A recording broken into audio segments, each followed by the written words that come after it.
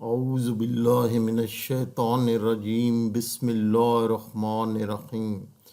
معزز ناظرین و حضرات اور میرے بہن بھائیو، السلام علیکم ورحمۃ اللہ وبرکاتہ۔ محترم ناظرین کرام، آج میں آپ کو اپنے چینل نورانی وظائف میں خوش آمدید کہتا ہوں اور آپ سب کے لیے دعا گو ہوں کہ اللہ تعالی ہم سب کو اپنی رحمت اور فضل میں شامل فرمائے اور ہمارے مسائل کو حل تلاش ہو اور ہمارے مسائل ختم ہو جائیں۔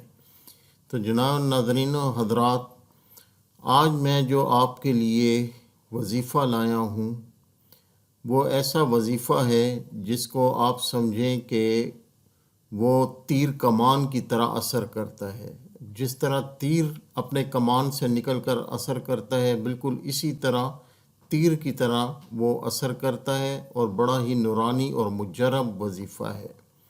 میں آپ لوگوں کو یہ بتانا چاہوں گا کہ یہ وظیفہ جو ہے آپ کو پتہ ہونا چاہیے کہ یہ قرآن کریم کی سب سے مختصر صورت سورہ الکوثر کا ہے، جو کہ پارہ نمبر 23 میں ہے۔ یہ سورہ کوثر کی بہت ساری فضیلتیں فرمائی گئی ہیں اور بہت سارے اس کے فوائد ہیں جو کہ میں اس تھوڑے سے وقت میں بیان نہیں کر سکتا، لیکن اتنا میں آپ کو بتا دوں کہ یہ جو مجرب وظیفہ میں آپ کو دینے جا رہا ہوں، یہ ایسا وظیفہ ہے کہ آپ کی دنیا کی کوئی بھی حاجت کیوں نہ ہو تو وہ آپ کو ختم ہو جائے گی، وہ آپ کے لیے حاجت پوری ہو جائے گی۔ اور کسی بھی مثال کے طور پہ کہ اگر آپ کسی سے عشق کرنا چاہتے ہیں، محبت کرنا چاہتے ہیں یا کسی کو اپنے محبت میں وہ کرنا چاہتے ہیں، تو اس صورت میں بھی ہے اگر آپ رزق کی تلاش میں ہیں اور رزق تلاش کر رہے ہیں اور اللہ تعالیٰ نے راستے بند کر دیے ہیں کسی طرف سے، تو وہ بھی انشاءاللہ تعالیٰ اس وظیفے کی برکت سے اللہ تعالیٰ پوری فرمائیں گے۔ اس کے علاوہ جو بھی آپ کے مسئلے مسائل ہیں، جو بھی مسئلے مسائل، مثال کے طور پہ آپ کو کوئی چیز یاد نہیں ہوتی، کوئی امتحان ہے، امتحان بڑا کڑا ہے اور اس امتحان میں آپ پاس نہیں ہو سکتے اور پاس ہونے سے ڈرتے ہیں، تو اس وظیفے کو شروع کریں۔ یہ وظیفہ انشاءاللہ تعالی ہر جائز کام میں آپ کی مدد کرے گا اور اللہ تعالیٰ کے فضل و کرم سے اس وظیفے کی وجہ سے آپ کا ہر حاجت جو ہے وہ پوری ہوگی۔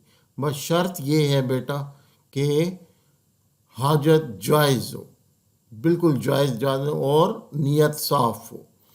تو آج میں یہ وظیفہ آپ کو تھوڑا سا بتاتا ہوں، اس کو احتیاط سے سنیے گا۔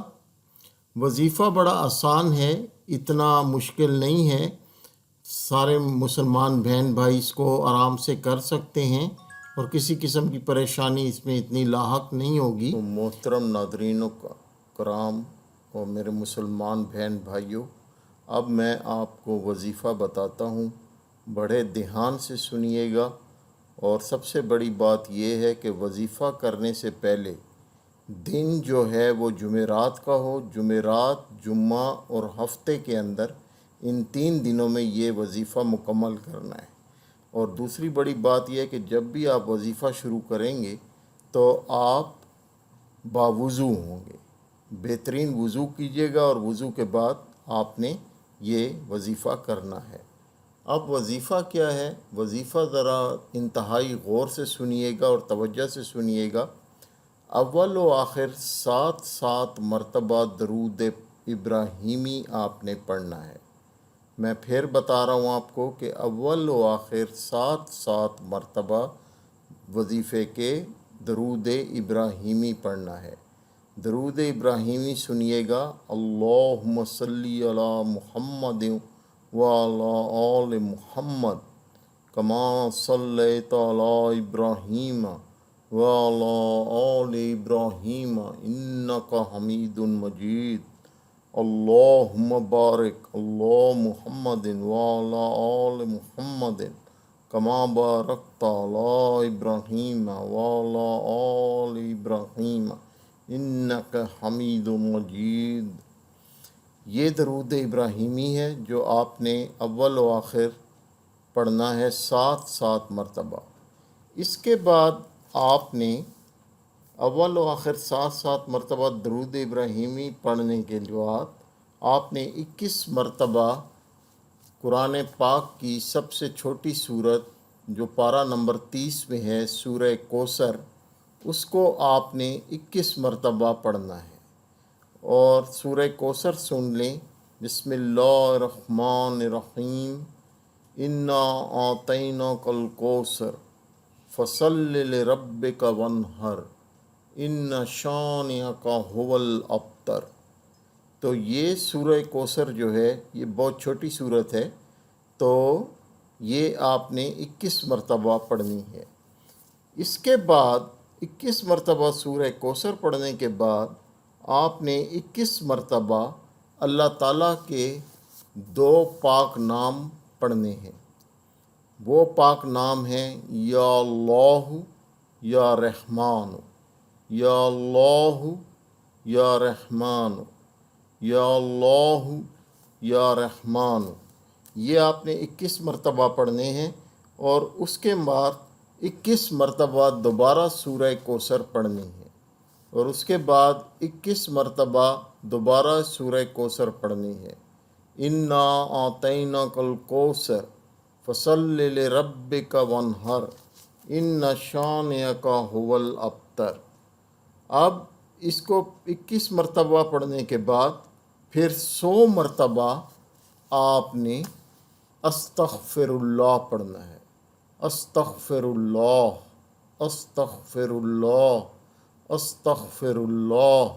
یہ آپ نے 100 مرتبہ پڑھنا ہے، اور اس کے بعد پھر 21 مرتبہ اللہ تعالیٰ کے 2 مبارک نام یا اللہ یا رحمان، یا اللہ یا رحمان، یا اللہ یا رحمان پڑھنے ہیں، اور اس کے بعد 7 مرتبہ درود پاک پڑھ لینا ہے۔ تو ناظرین و کرام، یہ ایک مختصر سا وظیفہ ہے، گو کہ بڑا آسان وظیفہ ہے، آپ نے دیکھا ہوگا بہت آسان وظیفہ ہے، لیکن اگر اس کی میں افادیت کے بارے میں بتاؤں تو اگر میں سارے سمندر کو جو ہے وہ میں سیاہی میں تبدیل کر دوں تو اس کے خواص ختم نہیں ہوں گے، اور اسی طرح تمام درختوں کے پتے کاؤنٹ کروں تو وہ بھی کم ہوں گے جتنے اس کے فوائد ہیں۔ اس کے بہت زیادہ فوائد ہیں، اور ان کا ہم کہیں بھی محیط نہیں کر سکتے ان کے فوائد کو۔ تو انشاءاللہ تعالی جیسے ہی آپ یہ وظیفہ ختم کریں گے تو آپ خود اپنے اندر یہ محسوس کریں گے کہ جیسے قبولیت اللہ تعالیٰ نے فرما لی ہے۔ اس کے بعد دعا کیجیے گا، اور دعا کرنے کے بعد انشاءاللہ تعالی ہمیں بھی اپنی دعاؤں میں یاد رکھیے گا۔